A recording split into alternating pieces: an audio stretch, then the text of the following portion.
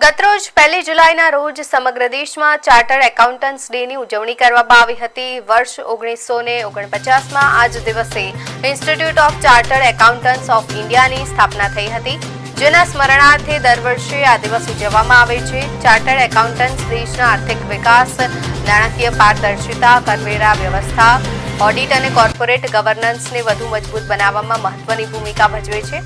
આ પ્રસંગે સીએ ક્ષિતિજ પટેલે જણાવ્યું હતું કે નાગરિકો અને સંસ્થાઓ દ્વારા પ્રામાણિકતા અને રાષ્ટ્રભાવના સાથે ભરવામાં આવતો કર દેશના વિકાસનો મજબૂત આધાર છે।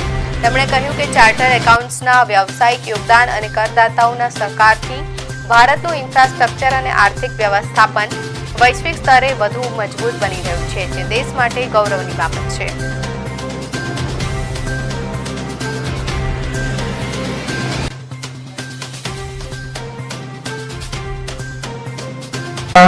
દુનિયાનો લગભગ ઓછામાં ઓછો ટેક્સ આપણા દેશમાં છે, તો દરેક એકમોએ અને કરદાતાએ એવું આપણે દેશના વિકાસ માટે જે ટેક્સની જરૂર પડે એ આપણે કોન્ટ્રીબ્યુટ કરી અને આપણે દેશને આગળ લઈ જઈએ, એ જ મારી આશા છે।